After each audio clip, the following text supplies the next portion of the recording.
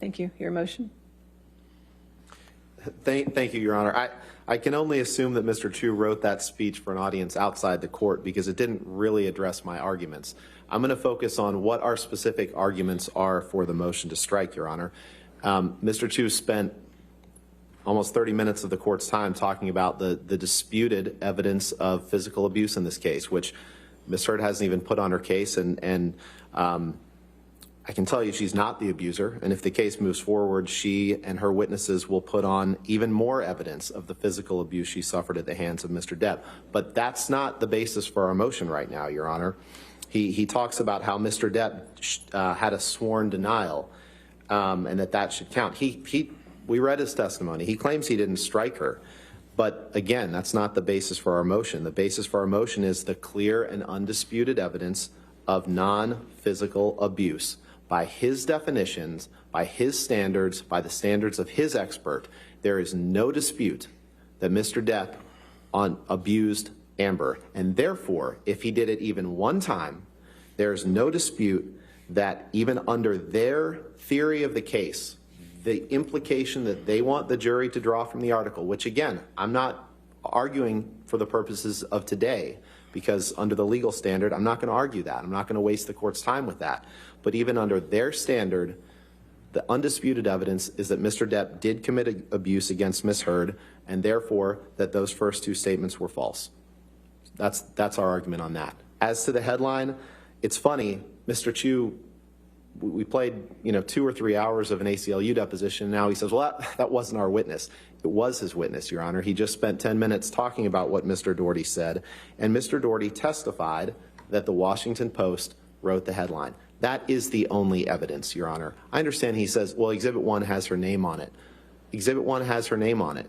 But the only evidence in this case about who wrote that headline is Mr. Doherty's testimony. It is undisputed. They could have put anyone else on it. They could have called Ms. Hurd for that because that was not part of the stipulation at the pretrial conference. It was only the tweet that we talked about, Your Honor, and they chose not to do that. Now, Ms. Hurd will testify she didn't write that headline, so it wouldn't have helped them. But they've had 3 weeks to put on their case, Your Honor. They've controlled the playing field of evidence. There is no dispute that Ms. Hurd did not write that headline. No dispute. Simply saying, well, her name is attached to it, that can't overcome the testimony of the ACLU. They call them a co-conspirator. Of course, Mr. Depp chose not to sue them. But the testimony of Terrence Doherty that she didn't write that headline, that takes care of the sexual violence headline, Your Honor. And I'm not going to take up any more of the court's time addressing portions of Mr. Chu's argument that don't go to our motion, unless Your Honor has any specific questions. But I want to be respectful. All right, thank you, sir. All right. For this motion, I've taken the arguments of counsel, and last night I reviewed all of the evidence that has been submitted in this matter.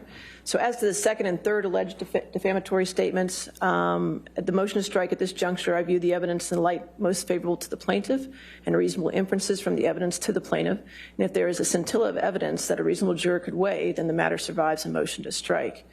In this matter, there is evidence in the case that a jury could weigh that the statements were made by the defendant, that the statements were about the plaintiff, that the statement was published, that the statement is false, and the defendant made the statement knowing it to be false, or the defendant made it so recklessly as to amount to a willful disregard for the truth. The weight of that evidence is up to the fact finder. So the motion to strike is denied as to statement 2 and 3.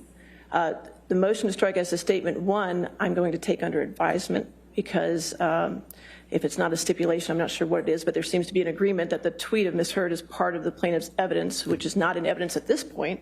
So I can't rule on that statement whether or not it is just a tweet or if it's some sort of republication or something. I don't know because I haven't seen it yet. So as to the motion to strike on statement 1, I'm going to take under advisement because ruling on it now, it would be premature because I just don't have that evidence in the case, okay? Thank you very much, Your Honor. All right. Since it's 12:30, you want to just take lunch?